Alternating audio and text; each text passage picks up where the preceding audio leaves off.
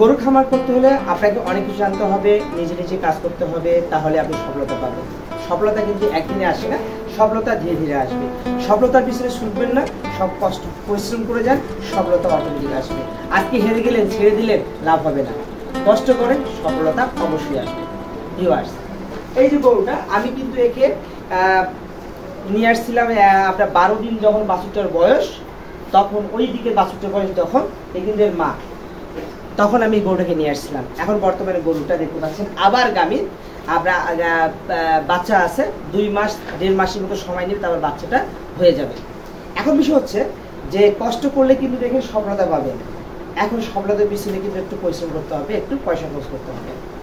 আপনি আপনার খামারে ভালো কিছু যাচ্ছেন, যে আমার খামারে একটু আমি ভালো কিছু চাই, বা আমার গরুগুলো একটু ভালো হোক বা সুন্দর হোক বা কোনো প্রবলেম না হোক, সেক্ষেত্রে আপনি কী করতে হবে? নিয়মিতভাবে ভ্যাকসিন প্রদান করতে হবে, নিয়মিতভাবে ভিটামিন প্রদান করতে হবে, নিয়মিতভাবে কৃমি ওষুধ প্রদান করতে হবে। আর সর্বশেষ কথা হচ্ছে, কৃমি দেওয়ার পর অবশ্যই লিভার টনিক জিঙ্ক আপনাকে প্রদান করতেই হবে। লিভার টনিক জিঙ্ক অত্যন্ত কার্যকর একটা জিনিস। গরু গ্রোথ বলেন, রোগ প্রতিরোধ ক্ষমতা বলেন, স্বাস্থ্য ভালো করেন, এই লিভার টনিক জিঙ্ক অনেকটাই কার্যকর।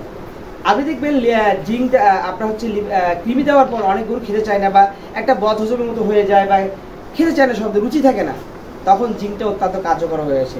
এই জিঙ্কটা এই জন্যই প্রদান করা হয়ে থাকে। এবার আসেন, আমি কিন্তু সবসময় জিসাব ভেট সিরাপ খাওয়াই। জিসাব ভেট সিরাপ, এটা একটা জিসাব ভেট সিরাপ, এটা হচ্ছে আপনার হচ্ছে প্রায় 1 লিটারের মতো জিঙ্ক আমি সব গরুকে প্রদান করে থাকি। কৃমি দেওয়ার পর আমি এই প্রসেসটা করে থাকি, লিভার টনিক জিঙ্ক আমি দিয়ে থাকি। এটা আমার হচ্ছে প্রতিনিয়ত কাজ, 3 মাস পর পর। এখন এই জিসাব ভেট কি কাজ করে সেটা মাথায় রাখবেন। আপনার খামারে গরু আছে, আপনার খামারে কোনো গরুর ডায়রিয়া হয়েছে, সেক্ষেত্রে কিন্তু এই জিঙ্কটা প্রয়োগ করতে পারেন, দেখবেন যে বাথরুমটা ঠিক হয়ে যাবে। তারপর আরেকটা বিষয় হচ্ছে, গরুর হাড় মজবুত এবং দৈহিক ওজন বৃদ্ধির ক্ষেত্রেও কিন্তু আপনার জিঙ্ক অনেক ভালো কাজ করে। জিঙ্কের এটা একটা বিষয়, যদি গরুর হাড় মজবুত করতে চান বা গরুর ওজন বৃদ্ধি করতে চান, জিঙ্কের বিকল্প একেবারে নেই। ক্ষুধামন্দা একটু আগে যেটা বললাম, আপনার গরু খেতে চাইছে না, বদহজম হয়েছে, জিঙ্ক প্রয়োগ করে দেখবেন ঠিক হয়ে যাবে।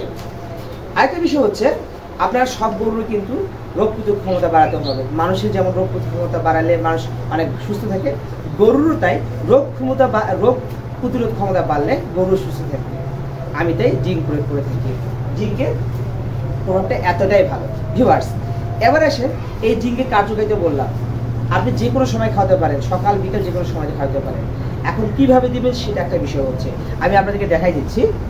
যদি ভিউয়ার্স যদি আপনার গরু প্রায় 250 কেজি, কালা গরু আমার খামারে আছে একটা 250 কেজি, সেক্ষেত্রে আমি এটাকে দিয়ে আপনাকে এই 1 কাপের অল্প কম দিই আর কি। একটা আছে 150 কেজি হবে, সেটাকে হাফ কাপ দিই, এটাকে আমি হাফ কাপে একটু কম দিই, ওটাকে আমি হাফ কাপে একটু কম দিই। এভাবেই আমি জিঙ্কটা প্রয়োগ করে থাকি। এক কথায় কি, আপনাকে মাত্রাও প্রয়োগ দিতে হবে, সম্পূর্ণ একটা ওজন ভেদে, ওজনের উপর নির্ভর করে গরুকে এই ওষুধগুলো প্রয়োগ করা হয়ে থাকে। তো ভিউয়ার্স, যদি ভালো লেগে থাকে অবশ্যই চ্যানেলকে সাবস্ক্রাইব করে পাশে থাকবেন, আর কমেন্ট করে জানাবেন যে ভিডিও কেমন লাগছে। আপনাদের অনুপ্রেরণা আমার এগিয়ে যাওয়ার একমাত্র প্রেরণা। যদি আপনারা আমাকে হেল্প না করেন বা অনুপ্রেরণা না দেন, তাহলে কিন্তু আমি সফলতা পাবো না। আমি কিন্তু শত কষ্ট করার পরও কিন্তু ইউটিউব ভিডিওটা নিয়ে আসি, আমি যা খাওয়াই তাই কিন্তু এই ভিডিওর মাধ্যমে তুলে ধরি। যদি ভালো লাগে থাকে প্লিজ চ্যানেলকে সাবস্ক্রাইব করবেন।